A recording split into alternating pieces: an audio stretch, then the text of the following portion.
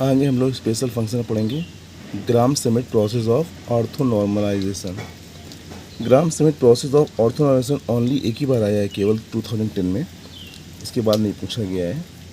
तो देखिए क्वेश्चन क्या है, ये है हमारा क्या, the process to determine on orthonormal set corresponding to a given set. यानी कि अगर हमें कोई सेट दिया गया है और उसका हमें ऑर्थोनॉर्मल सेट फाइंड करना है, set of linear independent real function each of which has a non-zero finite norm is called the Gram-Schmidt process of normalization।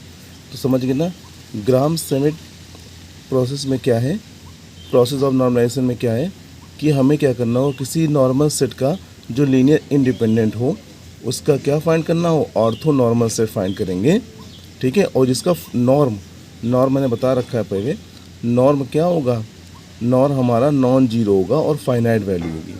तो इसको प्रूफ करने के लिए देखिए, लेट हमने माना एफ एन एक्स हमारा कोई सेट है और एफ एन एक्स सेट है, यहाँ पर एन की वैल्यू 1 2 3 यानी कि f1x f2x f3x fnx तक हो सकता है। Be a linear independent real function, हमने मान लिया कि रियल इंडिपेंडेंट फंक्शन था, जो कि मैंने बताया था डिफिनेशन में, ठीक है। इसके बाद डिफाइंड ऑन इंटरवल, जो इंटरवल पे डिफाइंड है a कॉमा b पर, for each of which norm of F N exist and is non zero. और मैंने बताया था कि नॉर्म जो है वो नॉन जीरो होगा, मतलब जीरो नहीं होगा और कोई फाइनाइट वैल्यू होगी। तो सबसे पहले हम लोग क्या करेंगे, we wish to obtain an orthonormal set, हमें ऑर्थोनॉर्मल सेट फाइंड करेंगे और उसको लेट कर लिया हमने क्या, फाई एन एक्स, तो corresponding to f n x, यानी फाई एन एक्स हमारा ऑर्थोनॉर्मल सेट है जो corresponding to f n x है। तो मैंने बताया था a to b phi m x और phi n x d x, इसकी वैल्यू 1 होती है कब, जब m इक्वल टू n होता है, और 0 कब होती है, जब m n इक्वल नहीं होता है।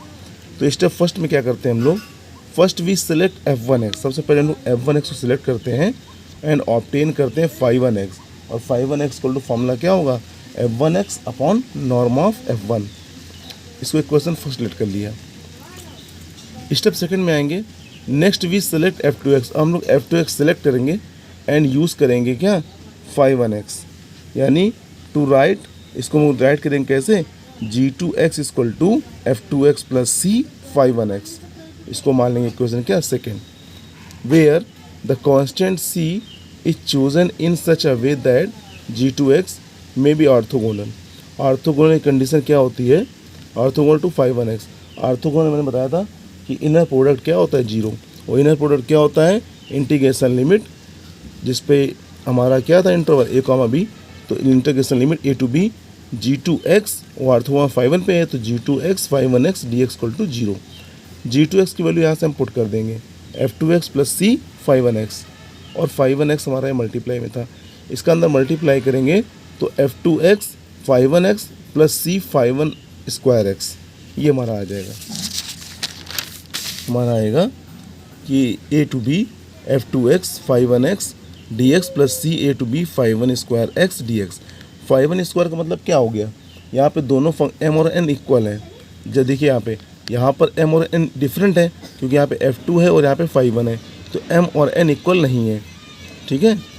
तो देखिए यहाँ पर क्या है, φ1 स्क्वायर x, यहाँ पे और m और n क्या है, इक्वल, तो जब m n इक्वल होते हैं तो उसकी वैल्यू 1 हो गई यहाँ पे। यहाँ और सुनो दूसरी बात क्या है, यहाँ पर दोनों फंक्शन अलग अलग हैं, जबकि सेम फंक्शन के लिए होता है। मैंने पीछे ही बताया था कि अगर सेम फंक्शन है तो ये देखिए, अगर सेम फंक्शन है, जैसे फाई का फंक्शन ए बी है, फाई का फंक्शन ए बी है, तो उस टाइम पर अगर एम एन इक्वल होंगे तो वैल्यू 1 होगी, और एम एन इक्वल नहीं होंगे तो 0 होगी। अब जैसे देखिए, अगर एम एन इक्वल हो जाए तो यहाँ पर φ1x और यहाँ पर ही φ1x, तो ये φ1 स्क्वायर x हो जाएगा और इसकी वैल्यू 1 आ जाएगी।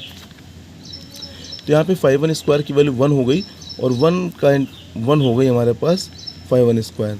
तो ये कांस्टेंट हम क्या लिखेंगे, जो कि सेम पे है m नहीं, ठीक है, चलिए, तो ये वैल्यू हमारी 1 ले ली हमने। तो अब c यहाँ बचेगा, इस पूरी इंटीग्रेशन की वैल्यू 1 हो गई, तो ये केवल c बचेगा हमारे पास। तो यहाँ पर बिल्कुल सेम रहेगा, integration limit a to b f2x φ1x dx plus c equal to 0। C की वैल्यू फाइंड करेंगे, उसको ट्रांसफर करेंगे तो आएगा minus integration A to B f2x 5-1x dx using this equation of C in second. और ये सी की value हम लोग क्या करेंगे, जो इक्वेशन सेकेंड लेट की थी हमने, इक्वेशन सेकेंड ये g2x क्या था f2x प्लस c 5-1x, तो c की वैल्यू यहाँ पर सब्स्टिट्यूट कर देंगे। c की वैल्यू सब्स्टिट्यूट करने पर रिजल्ट हमारा आएगा g2x f2x minus 5-1x integration limit a to b f2x 5-1x dx। अब हम लोग हम लोग फाइंड कर सकते हैं, ऐसा ले सकते हैं कि जो 5-2x है वो क्या होगा g2x upon norm of g2। Step further, step third में आएंगे हम लोग। अब क्या करेंगे, वी सिलेक्ट करेंगे f3x, पहले f1x फिर f2x, अब f3x सिलेक्ट करेंगे। f3x सिलेक्ट करने के बाद हम लोग क्या करेंगे कि जो f3x है and 5-1x and 5-2x to right, ऐसे हम लोग राइट करेंगे। g3x को लेट करेंगे f3x plus c1 5-1x plus c2 5-2x, ये लेट करते हैं, ये क्वेश्चन थर्ड लेट कर लेंगे इसको। Where contain c1 and c2 are chosen such way that g3x orthogonal. देखो g3 जो है वो 5-1 और 5-2 पे ऑर्थोगोनल है। अगर ऑर्थोगोनल तो मैंने क्या बताया था कि इनका इनर प्रोडक्ट 0 होगा, यानी कि g3 integration limit a to B g3x और 5-1x dx equal to 0।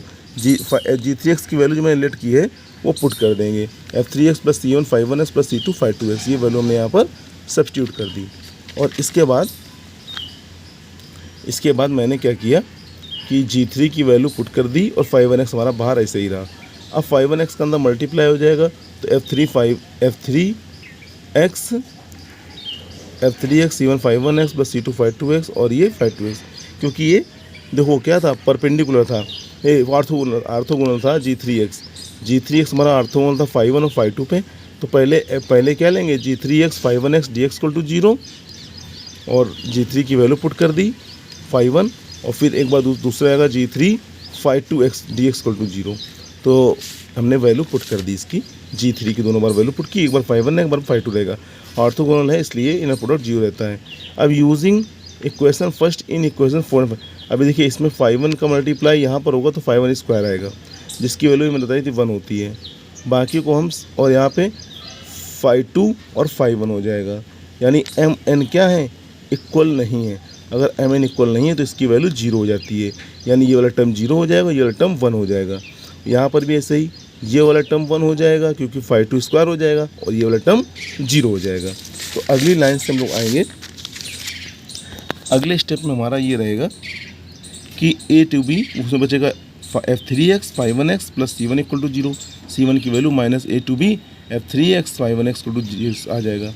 Second वाले में क्या होगा a to b f3x 5-2x dx बचेगा प्लस c2 इक्वल टू 0, और c2 की वैल्यू फाइंड कर लेंगे तो माइनस का a to b f3x 5-2x और dx आ जाएगा हमारा। अब using this value c1 c2, ये वैल्यू c1 c2 की हम इक्वेशन थर्ड में पुट कर देंगे। इक्वेशन थर्ड क्या था g3x equal to f3x minus c1 की वैल्यू पुट कर दी और c2 की वैल्यू पुट कर दी। So we take 3x equal to हम लोग ले सकते हैं g3x upon norm of g3 by continuously एवं प्रोसेस द nth नॉर्मलाइजेशन के लिए n लिख देना है बस।